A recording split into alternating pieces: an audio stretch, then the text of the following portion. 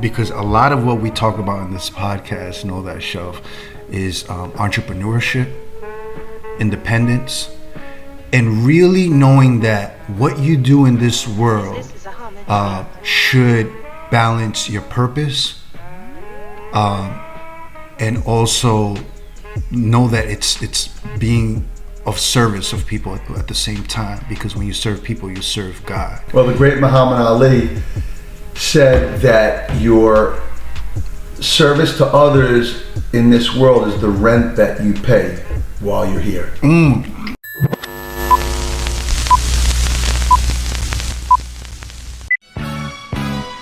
The journey of knowing thyself begins in the cradle and ends in the grave. One way to capture those moments of ourself can be found in the shelf. Shelves have been around since the creation of ancient scrolls. My name is Dr. Walter Hidalgo, and I'm a father, teacher, world traveler, and coach. Join me as we explore together the stories of our shelves. This is Know Thy Shelf. Watch this. Peace, peace, peace, beautiful family. This is Dr. Walter Hidalgo, and this is the Know Thy Shelf podcast. The Know Thy Shelf podcast utilizes the metaphor of the shelf to extrapolate the self. And the way we do that is we invite guests to come on board and share something about themselves. This is episode numero 37. Grateful that we made it this far. What's up, family? How are you? Before I give the shout outs and we continue with the agenda, I want to shout out our sponsors, shopvalero.com. Definitely check out their gear. Amazing sunglasses. I definitely want you to check it out, Mike. And also shout out to my brother Steve with his 2020 collections. And I also, particularly with the conversation that we're going to have today, if you are interested in having your child coached, holla at the Elite Method. And we're going to talk about that a little bit later.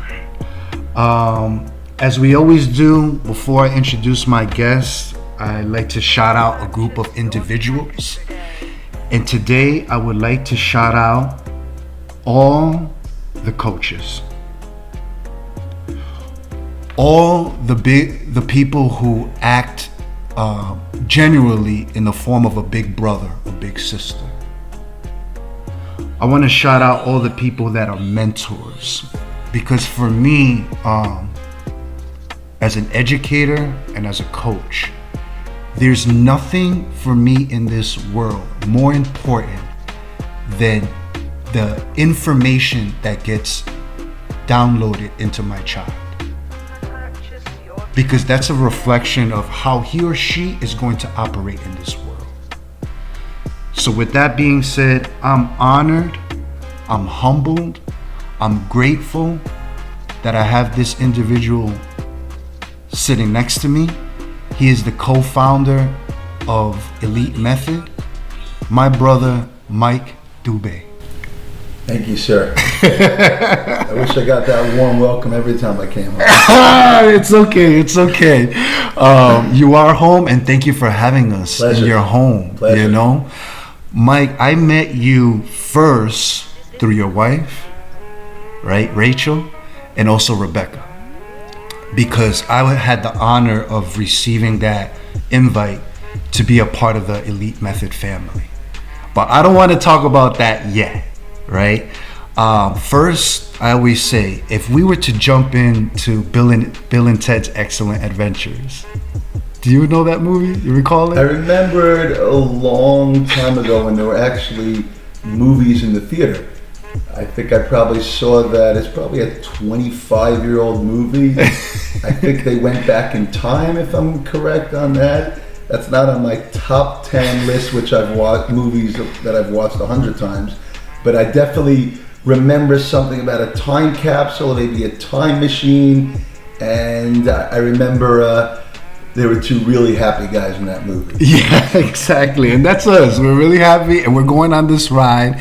And you're right. That's basically like the premise of the whole thing. So if we were to jump in that elevator, I think it was, or that time machine, and jump into younger Mike, what would we see? What would we hear? So give us your background. A little bit of background on myself. Thank God, blessed, 48 years old at the midpoint mark. Happily married, incredible wife, healthy, two healthy kids, Jake and Sienna.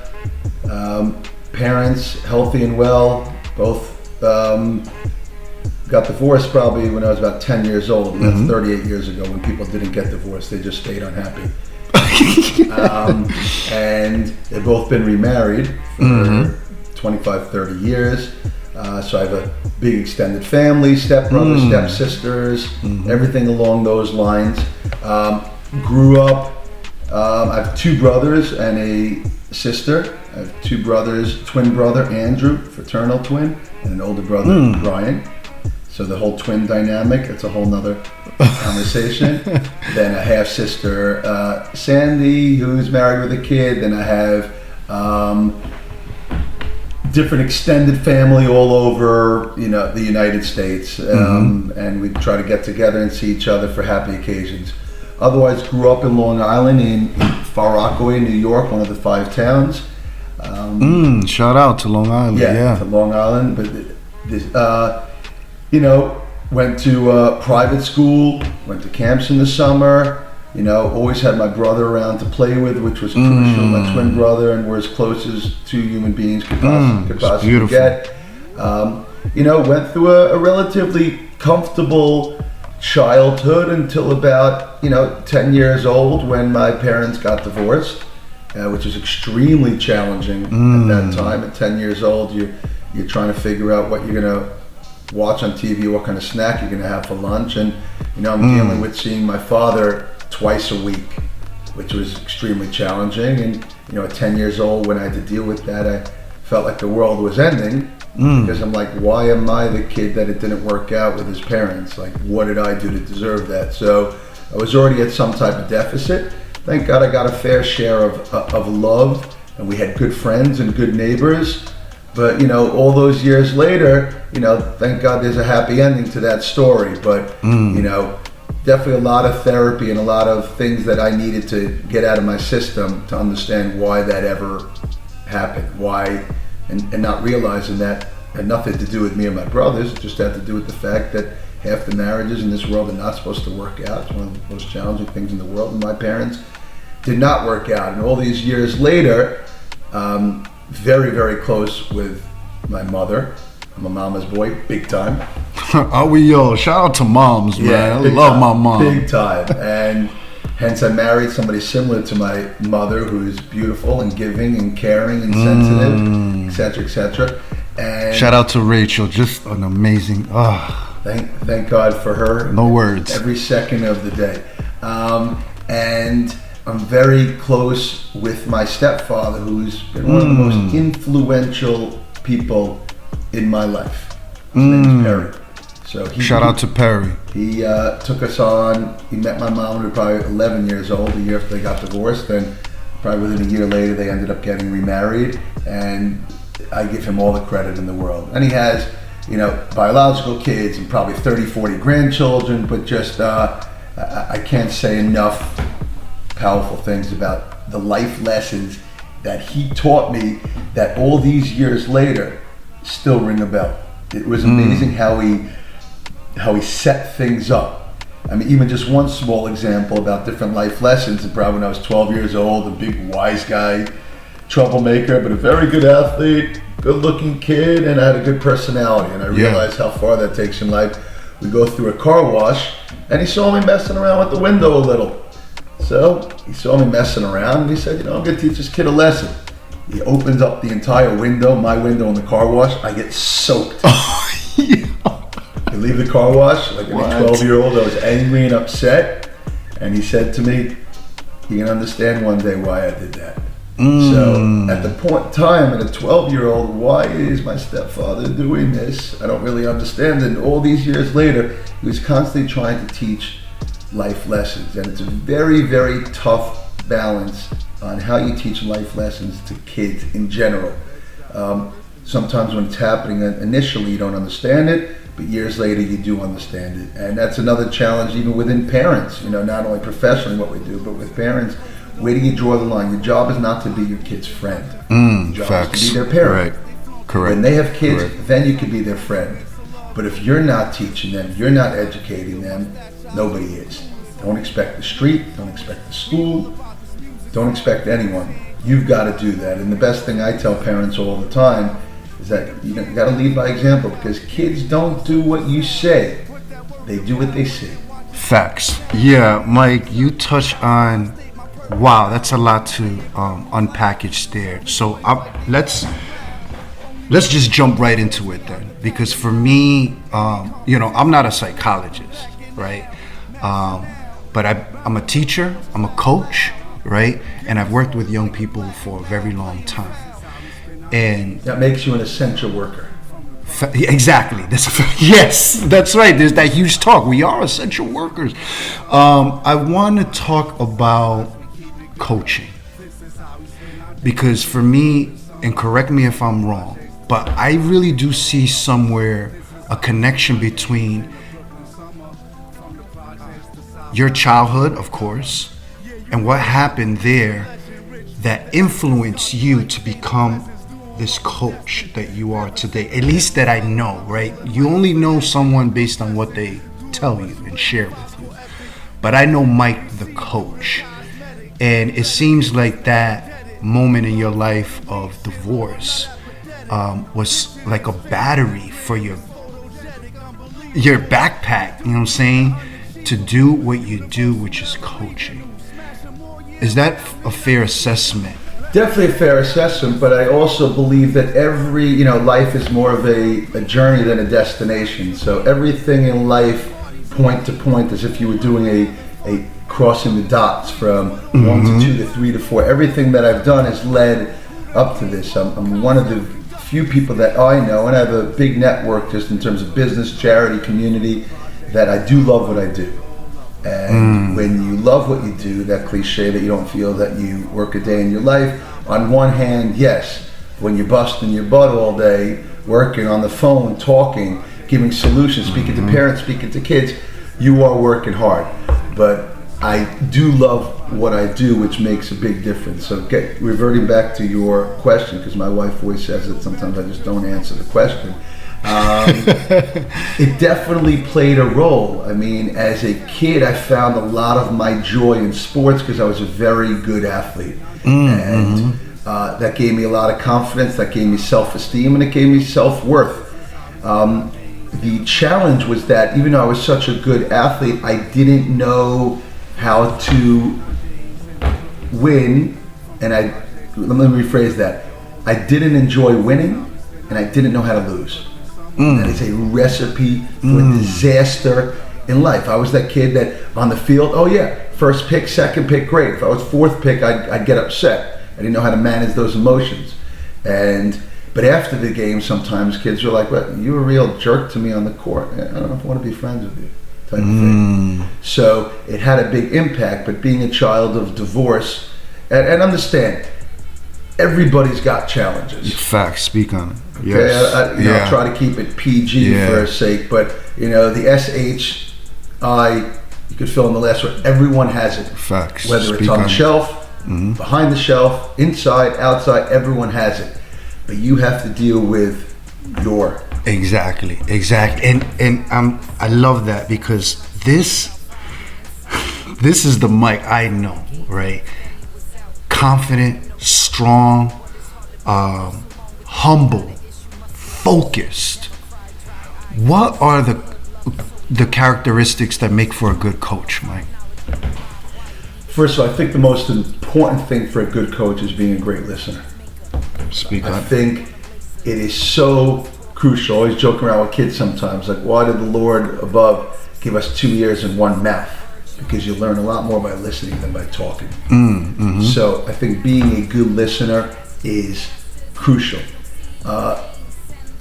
Focusing on the kid individually, eye contact, communicate with them, validating them as a person, as a human being. The way that you conduct yourself, whether it's the guy on the corner who you're getting a candy bar from, or it's some parent who owns the building and you work with their kid. The way that you treat people. High energy is important. I think that a good work ethic is important. Discipline is important. I think, it's tough to put a textbook definition on it because every kid is different, every coach is different. But there's nothing more powerful in this world than being able to use your magic to get the best out of the kid, because every single kid is different. I don't coach any kid the way I coach the next kid. Every kid comes with their own set of rules. They come with their own family dynamic, the genetics, etc., etc.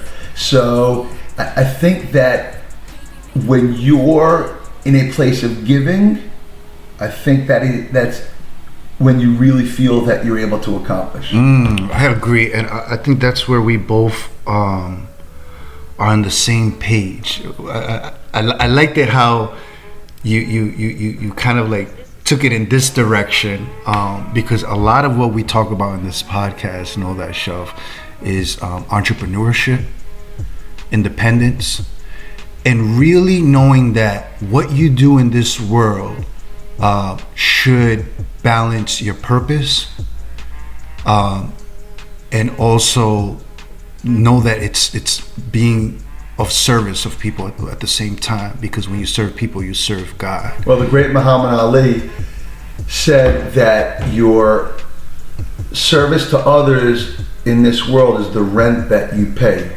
while you're here. Very powerful. It might not be in any of the scriptures, but it's extremely powerful. And he led by example, but Muhammad Ali could have been one of the top fighters of all time. At the end of his road, he could barely communicate. I feel like that's the question I want to ask you too. Like, shoot away, knowing the way you are, you could have been like Wall Street, you could have gone so many different directions. Why this one, Mike? Well, I've always loved sales and business. I've always loved that. And I was not interested in school. I did what I needed to do. I took a lot of shortcuts. Thank God I had 20/20 vision, so I was able to sit next to one of the smarter kids. And I was not interested. When there was stuff that didn't interest me, like girls and recess and gym, I was all in.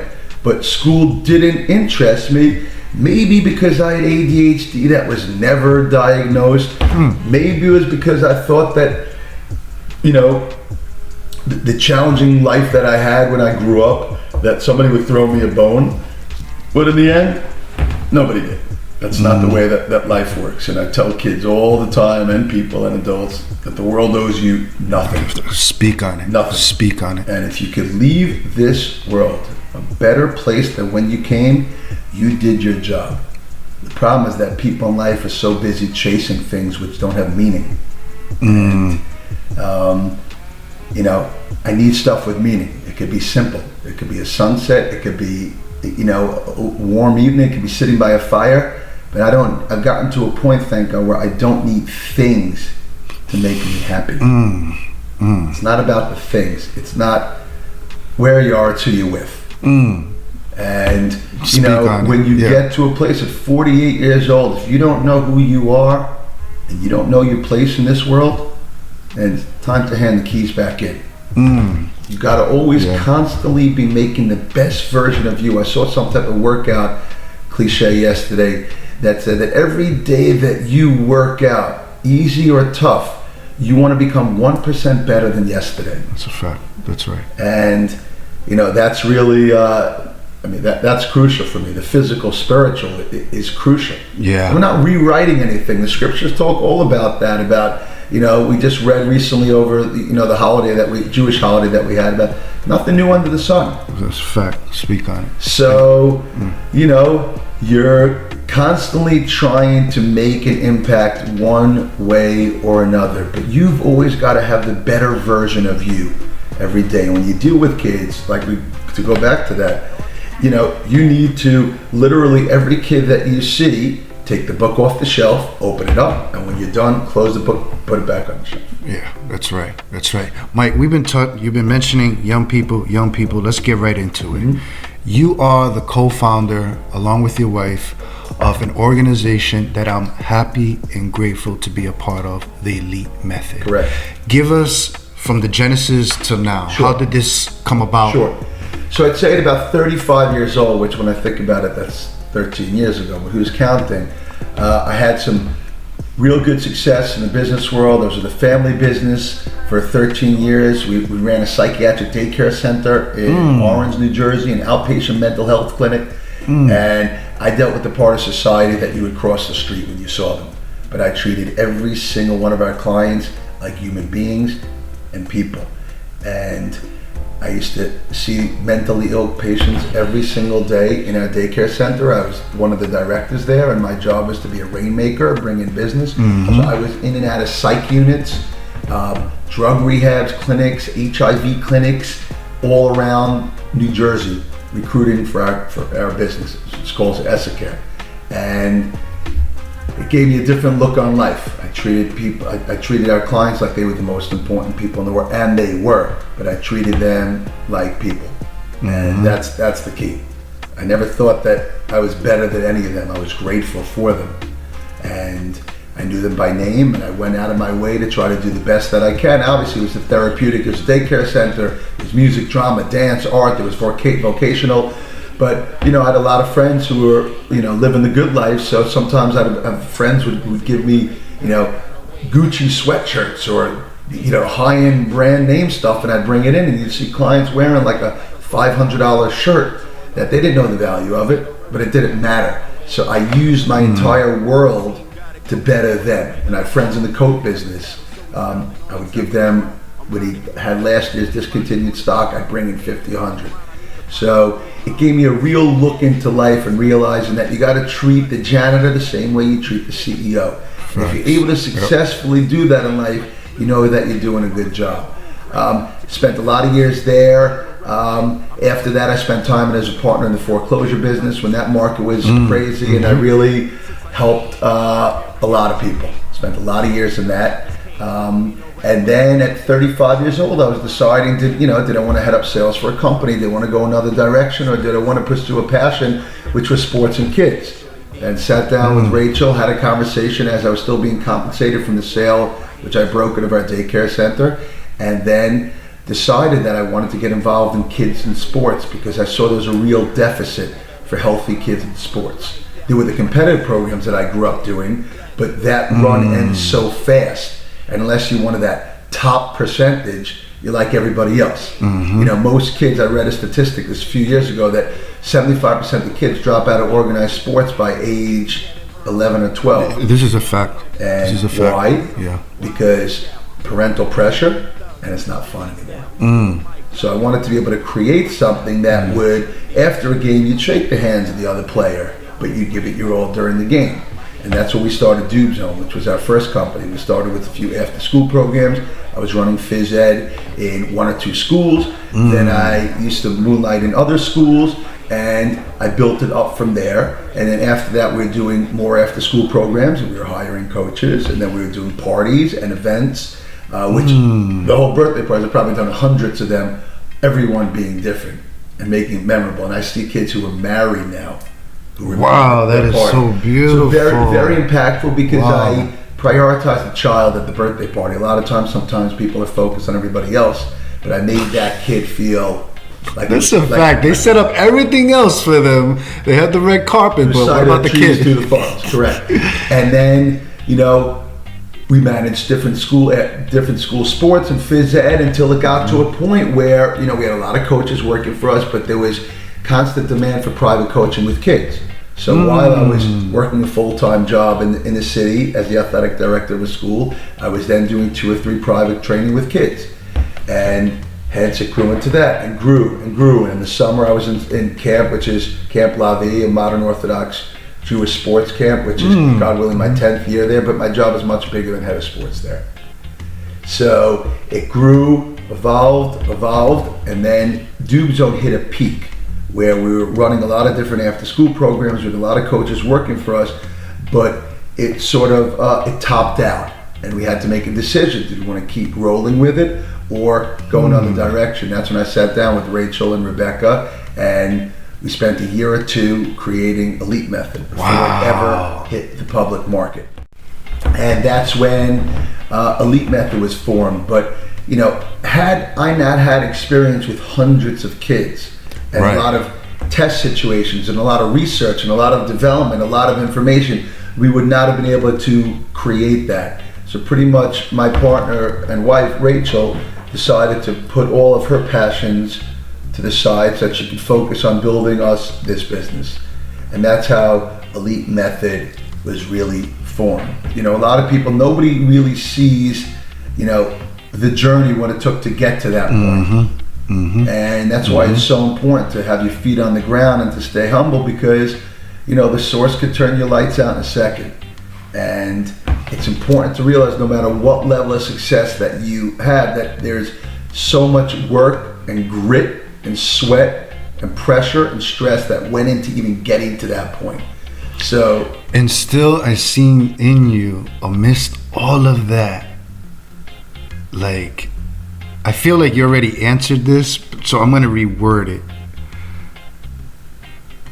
Where does this sense of service come from? Like, where is this, like, you just don't stop. You're just constantly evolving. There's something special about that. What's up? I think that one of the keys, or the key, to having happiness in this world is giving to others. It could be on any level, but giving to others is really the true definition of happiness. Because when you give to others, you know the impact that it has on them, but yet when you flip it around, it really helps build your character. And Dube Zone, our first company, the motto was strong character, strong bodies, which are two crucial. Mind, body, right there. Mind and body. And Maimonides talks all about that, about strong spiritual and physical. Crucial. So I think I sort of took that approach on, and then you roll it over into everything that you do.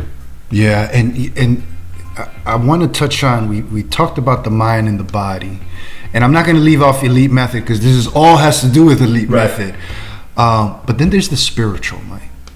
Like, I think that's how me and you are, like, at that same page, right? Like, I identify as Christian. I know you identify as Jewish. Correct. But for me, I guess I'm part of that spiritual side more, because if I believe in God, and I believe every single human being is a reflection of the divine. And if you love God, you love human. You love human, you love God. How has faith informed this journey of yours? Okay. Well, you know, growing up, you know, within the, you know, the bubble. I feel sometimes with Christianity, just religion, religion as a whole, because it's a very, you know, they always used to say as kids are two things that you don't really talk about: religion and politics. And God bless this great country. Politics is not even going to come out of my mouth, because everyone has an opinion. You know what they say about opinions. So in terms of with the spiritual aspect of things, I think that it is so important to have a balance of spiritual in your life. Now, it doesn't necessarily need that you need to be observant or spiritual. You need some type of balance in your life, that there's a higher power out there. I think it is crucial. And growing up in the bubble that I grew up in, you know, a little more sheltered, not as exposed to everything that's out there, is that you realize that not everyone believes what you believe, not everyone thinks what you think, and keep your opinions to yourself unless you're asked. And at this point, that I don't give my opinion unless I'm asked or I'm being paid for it. Facts. Right, that could be in the deli. Yeah. That could be at a toll. Yep. That could be in the airport. That could be in the gym. All right. There's a lot that's wrong with this world, but I'd rather focus on everything that's right in this world. Yeah. So I think when it comes to the spiritual aspect of things, it's just something that we were raised with. Yeah. But you have to work the field. You evolve when it comes to religious things. And as a kid, a lot of times you think that these things are burdens. I remember as a kid, the Bible talks about how God created the world in 6 days and rested on the seventh. And that Sabbath as a kid, felt a little burdensome. I couldn't watch TV, I couldn't play video games, I couldn't do this and that, couldn't go in a car. But as an adult now, it's so cathartic, it's needed. It's where I get to turn my phone off. It's where I get to focus on myself and my friends and my family. I'm praying, spiritually connecting, and it's important. And I think I'm over here like not crying, but just really, I know. And I'm thinking of the image that you gave of the harvesting, as we're doing this, we're in fall, right? It's just a transition. And we talk a lot about being seed planters. And I think that's what we do as coaches. We're planting seeds. We're providing young people to, there's a different way. There's a different path. There's a different alternative to what you're seeing in your day to day. Like if you feel in your soul there's something wrong, most likely there is, but you're not alone. And I feel like that's where we come in. You're also a motivational speaker, Mike. Where did that call come from? Number one, and what is your overall message? Right. Well, I think it's a loaded question, but I like the loaded questions. So as far as the motivational speaking, as a kid, because I was a wise guy, I was full of personality. And being full of personality, you develop some type of inner confidence to be able to say things whether they're true or not. So I definitely had my fair share of quoting things, and whether they were true or not, but I felt like if you say it with enough conviction, people are going to believe it. There's a word that I use with Rachel.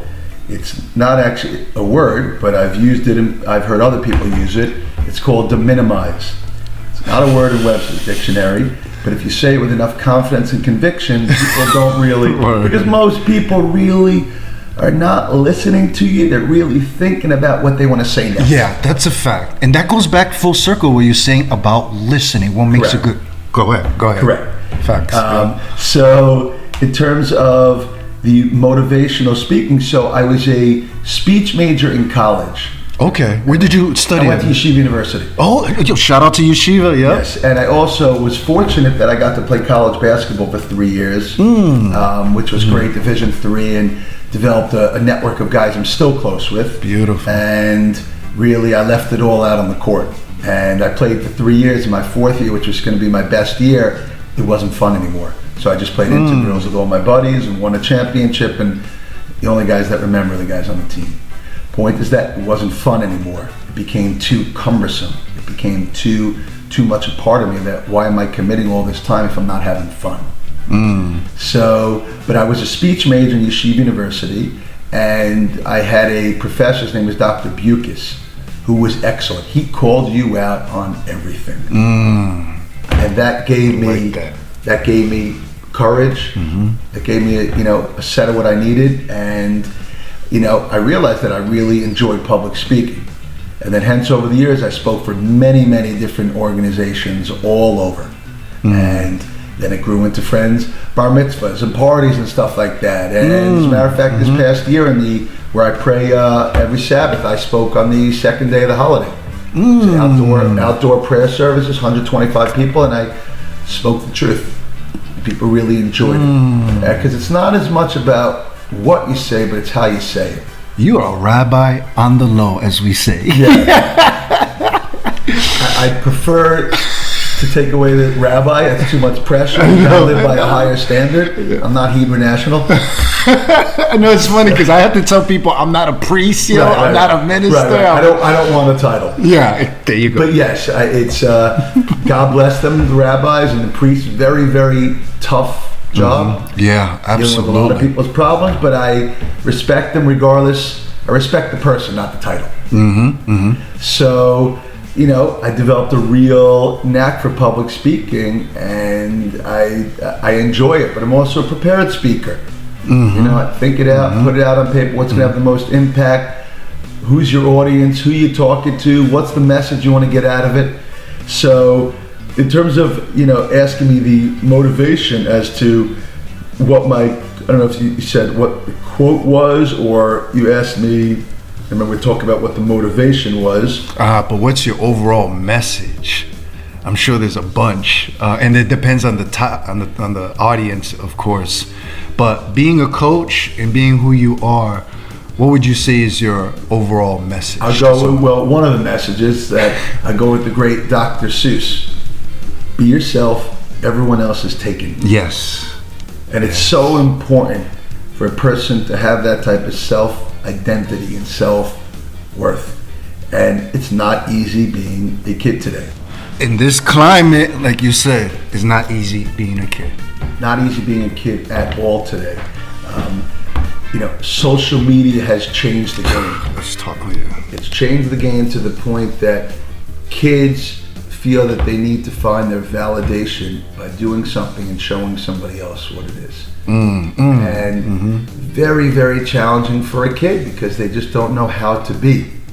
And if I'm on vacation in Mexico on the beach, I don't need to take a picture of it to show the whole world where I'm at. It just creates bad vibes. Exactly. I'm one of those guys. I'm happy for my friends when they're successful. I'm happy when I hear about a good marriage. I'm happy for them. But you can't be happy for other people unless you're happy with yourself. And if there's something you don't like about yourself, fix and change it. I feel, wow. And so one of the things that I did as part of my postgraduate research was I did Kabbalah for about a year and a half, Mike. That's deep. And let me tell you, oh man, and shout out to my boy Ari, and I'm actually coaching a kid called Ari, one of our clients. I don't like calling them clients, my young people, right?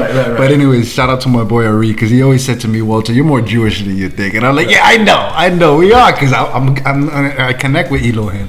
And I feel like one of the things, particularly when we talk about entrepreneurship and just anything, that even energy is currency. And if we're to reflect that love, that like sense of respect and dignity and self-worth and self-identity, we project that with our young people. This is what we do. And I have a workshop called Social Media and Spirituality, right? Living in the Matrix, I call it. And I've been giving this workshop for like over 6 years now.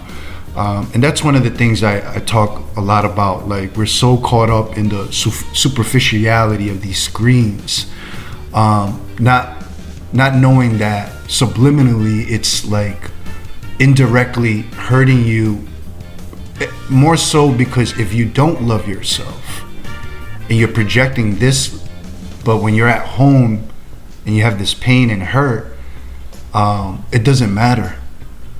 Because it's going to reflect in one way in your life, beginning with the closest people to you.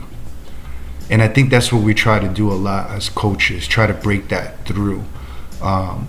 We're seeing a surge, particularly with COVID, of mental health issues, depression, anxiety. Suicides with young people. Wow. Do you have any tips, any sort of inspirational things that you want to say to someone right now that is kind of struggling internally and needs that sort of push that a coach can give?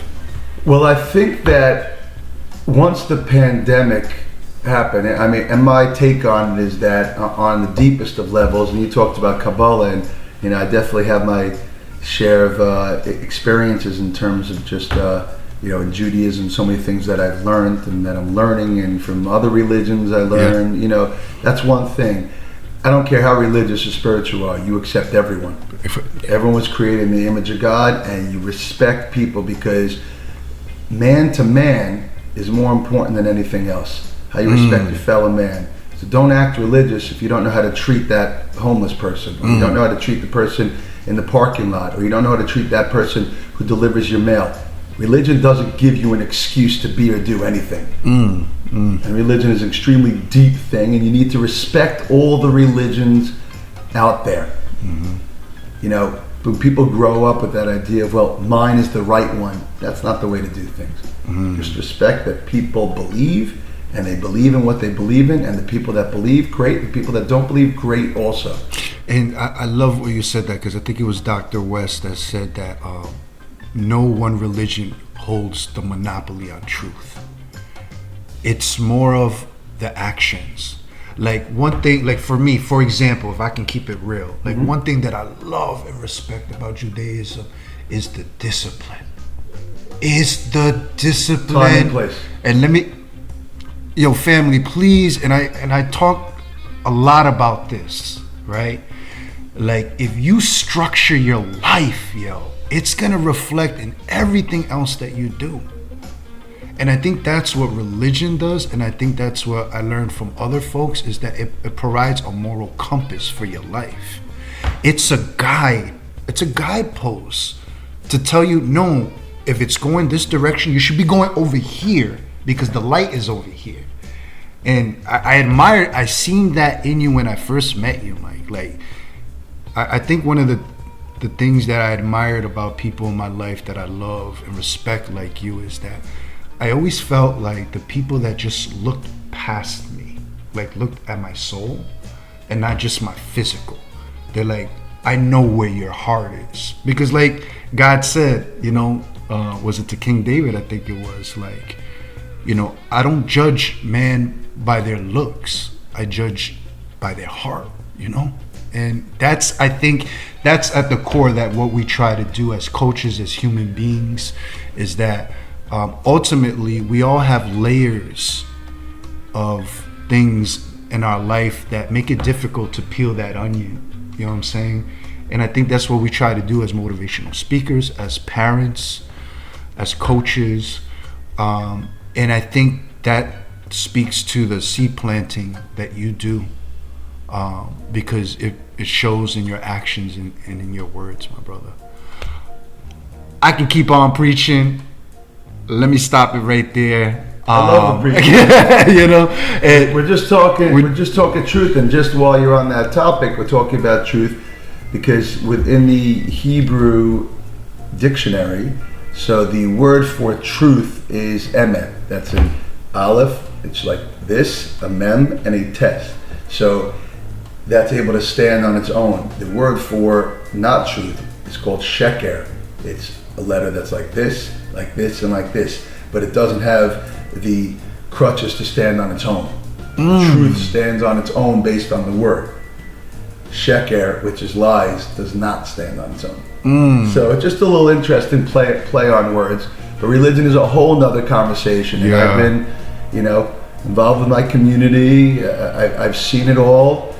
It bothers me when I see challenges out there of people, whatever level of Judaism it is. You might not look at me even know that I'm Jewish, but exactly. And when I'm wearing a head covering, then you might know. But it's most important in your heart, not the outside. Exactly. Yeah, because one thing that I continue to play over in my head is what my teacher said. Talk is cheap. You know what I'm saying? Cheapest thing in the world. And that's, words are free, but actions, that's a different conversation. Mike, what we always do in the Know Thyself podcast is we ask guests to bring in something that comes out of their shelf. What you got for us, brother? All right. So what I have with me here is, so in Judaism, the age of 13, when you get bar mitzvah, where you become a man, for lack of a better word, even though it takes a lifetime to be that. So we get something called phylacteries, which is, we pray every morning and we put on these leather bands and it's connected from our elbow to our heart, which is actually, in this particular bag here. And this is one of those things where I put it on every morning, except obviously Saturday.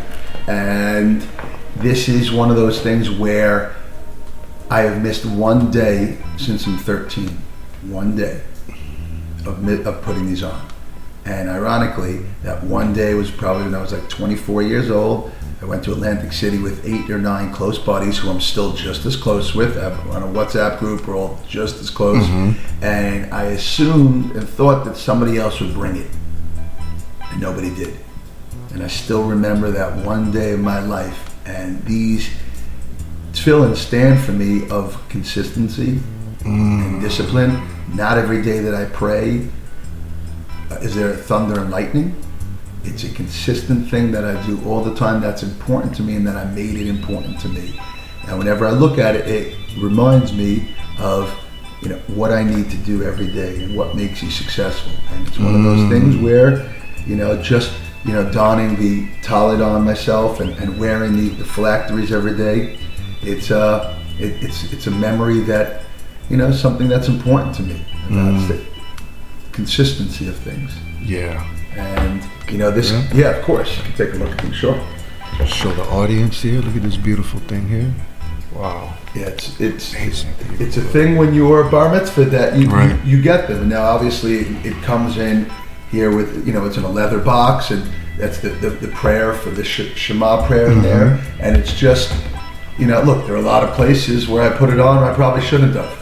When I was single and stuff like that. But, either way, it's an important thing. It's a reminder to me of the importance of discipline and consistency. And that's the only way that you become successful in anything that you do. The problem is a lot of people don't want to put the work in. Today's day and age, people want to touch it with an app and get it delivered. And it's become challenging because there's a world called grit, which is a crucial word for kids to learn. Crucial. Stick with it. Go with it. Grit is an important thing in life, because if you start thinking that life is going to be the way that it is as a child, you got bigger things coming to you. Because childhood, I don't want to say it's a fallacy, but kids should be able to be kids. Facts. Exactly. And the pandemic has not allowed that. And going back full circle to where we started before about the pandemic and the challenges, the mental health challenges will be around a lot longer than this pandemic. And you know what the cure is for a virus? And I'm not a doctor. Nothing. So, my deep, hard feelings are that the world needed a change and needed the pause button to hit. God hit the pause button, and that's what happened. Facts. Speak on it. Families get back to some of the basics. You think you need that vacation, you don't. You think you need that big party, you don't. And the unfortunate effect is that a lot of people and their businesses that they spent their whole life building up are no longer in business. And if you told me 20 years ago that in 2020 movie theaters are done, speak on it. Never would have thought that in a million years.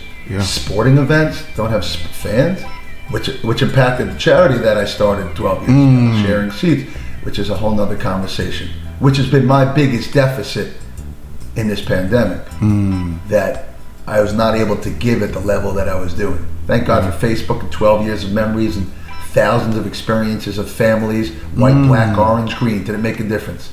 I used my network, business and community to hook up tickets all over the United States and in Israel for kids that have cancer, kids that are sick, and build up a very, very strong network. And it just stopped one day. Wow. Because there were no concerts, there were no Broadway shows, there were no sporting events. But at least, I could rest on my laurels, and that every good experience I created, I never asked, well, what religion are you? Or what's your economic status? You were there to help, and that's what we did. And I give a shout out also to, Yoni Greenstein, who I started it with. A little bit more right wing than myself. All good. We have a common theme. He's a real special guy, and Sandy, who's worked with sharing seats a long time, and it just sort of stopped. And that's been my biggest deficit in this pandemic. I've never felt healthier. Thank God. Yeah, and yet you persist. You don't have a choice. Exactly. You don't have no choice. And I think it's one thing that I got out of this time is that this is when you show yourself first, and then everyone else what you're made out of, yo.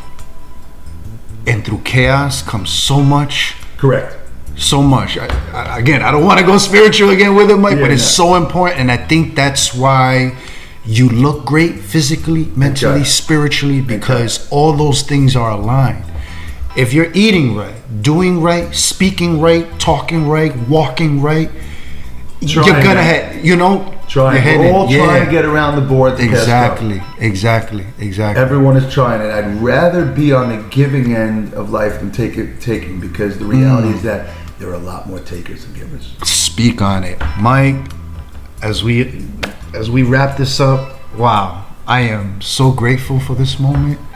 I'm so proud of you, yo. Like, we don't tell, even as adults, like, yo, I'm just proud of you. Like, the man you've become, the person you are. Thank God. I really feel you show what it means to bring a little heaven here on earth as it is. And that's what we're called to do. As we always do in the Know Thyself podcast, we end with a quote. And I think this will speak to you, to us, in this moment.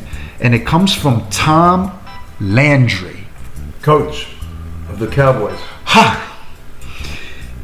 A coach is someone who tells you what you don't want to hear, who has you see what you don't want to see, so you can be who you always known you could be. Amen. Peace, family.